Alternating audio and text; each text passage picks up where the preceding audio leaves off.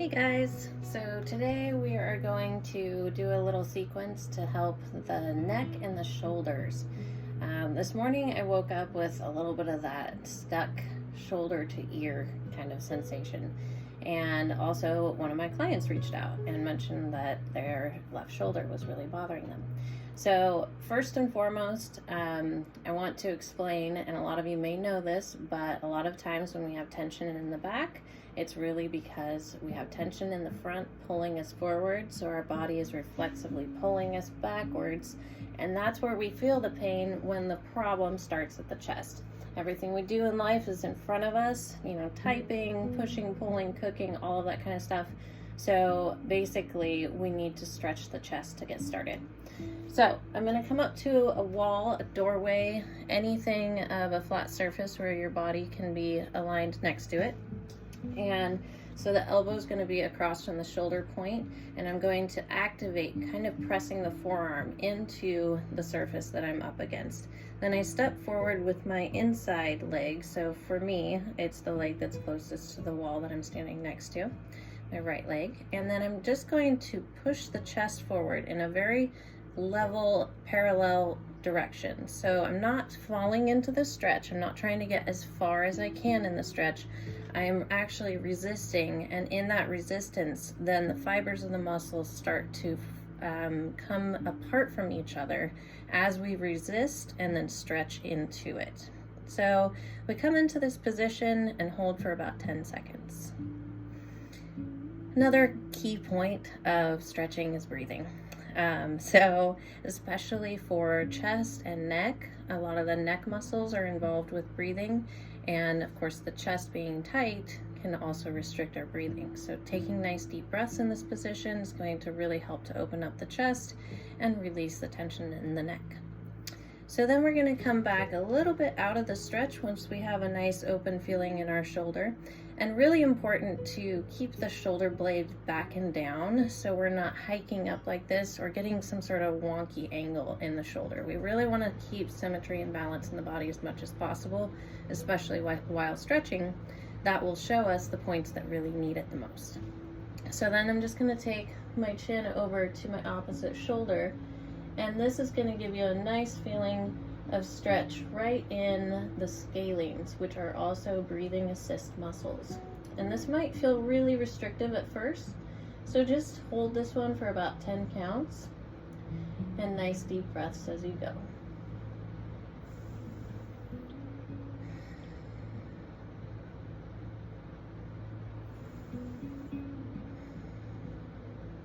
As I'm in this position, I just also want to mention the crown of the head is drawing up.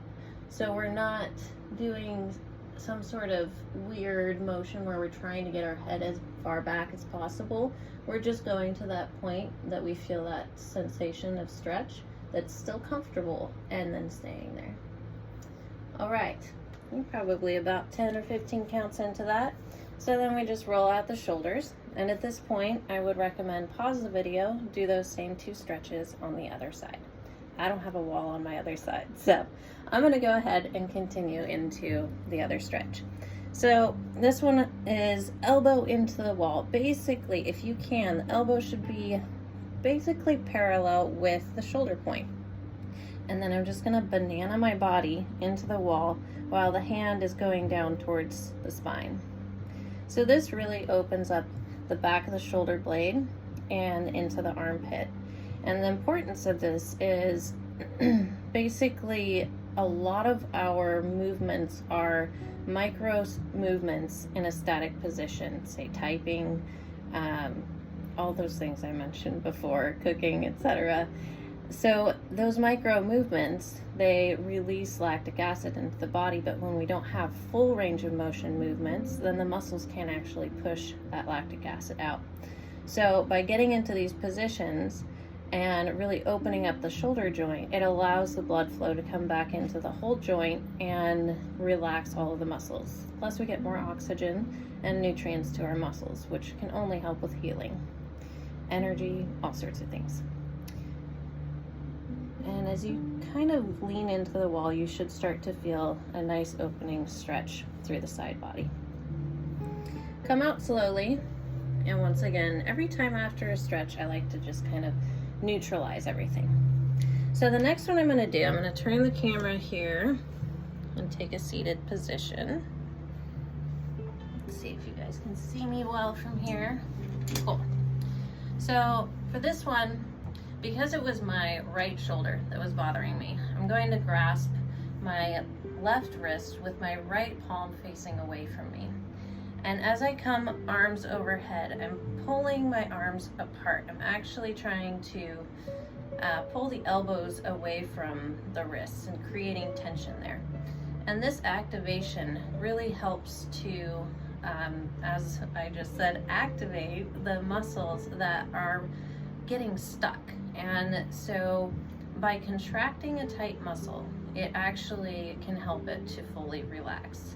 A lot of times we think we just need to simply stretch more, but in reality, it's more effective to contract the muscle that is tight and then get the stretch and the relaxation. So as I'm doing this, I don't know if you guys can see, I'm also pulling my shoulder blades back and down. And this might not be accessible to all of you. It might be something out here because maybe your shoulders aren't opening all the way. But wherever you're at, just really think about pulling the arms away from each other and creating that nice resistance. And then from here, I like to, if it's accessible, grab your elbows and go overhead, get a nice arch in the back, and then down, get a nice curve in the back. So turn so you can see, arch, and this would be inhale in the arch, exhale as you pull away. And if any of these feel like they are more activating the pain than helping to lessen it, either come out of the stretch a little bit or just don't do it. If it hurts too bad, I don't want you to hurt yourself. I'm only here to help and give tips that hopefully further your progress, not make it worse. All right, so then we're going to do one more for the neck. And this is great for if you work at a desk and sit in a chair all day long. So you can actually grab the base, the edge of your chair here, and this isn't like you're holding on for dear life. You're just kind of stabilizing that shoulder so it stays down away from the ear. And then we're just gonna lay the ear over to the opposite shoulder. Get a nice stretch in the upper traps. And then as we rotate the chin up, we get a stretch in the scalenes that attach to the upper ribs. And all of this can kind of get stuck around the collarbone here. So I like to just kind of move in and out of this position. And especially for people who find throughout the day that their ears just seem to want to meet their shoulders and their shoulders want to live in their ears, this is a good way to get extension and blood flow back into all of these muscles in the attachment point. And as you go, you might find, oh, I can go a little bit further. And then we're gonna come all the way around and do a nice circle all the way around. Nice and slow. Getting little pops and crunches as we go. And of course, breathing. Alright, so now I'm going to grab the other side of my chair and start with the left side of my neck, which has not been done today, and so I'm feeling extra sticky there. So I start with just kind of giving attention to that pain point and that tension, giving it permission to let go, and then when I'm ready, chin down and chin up. And you might feel this pulling right behind the ear. That's the sternocleidomastoid, and also our scalenes attached there, and all sorts of other neck supportive muscles. But basically those guys can also be primary for giving referral headaches, tension headaches.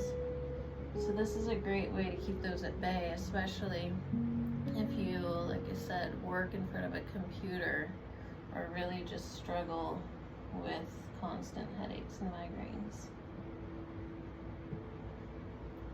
And wherever in that rotation you might feel a little bit more sticky, feel free to just stay in that position and hold and let the body unwind a little bit more.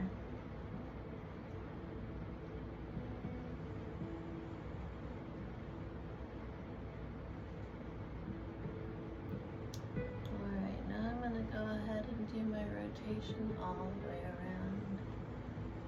Got a nice pop out of the neck. That felt great.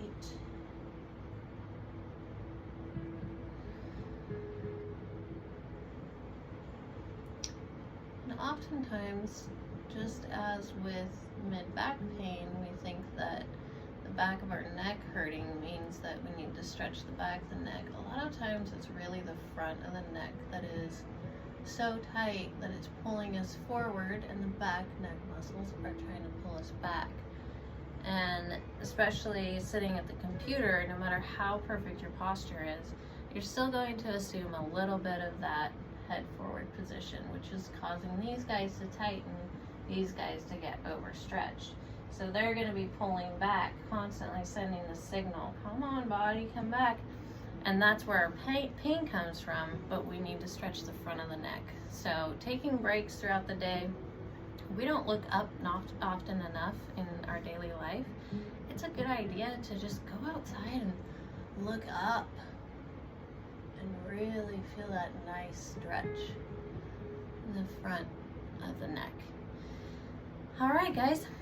I hope that has you feeling a little better, and if you have any further questions, feel free to send me a message or post something in the comments below. And as with all platforms like this, it only helps myself and the people I'm trying to reach if you thumbs up, stars, like, share, all of the above. Thank you for being here, and I look forward to seeing you next time.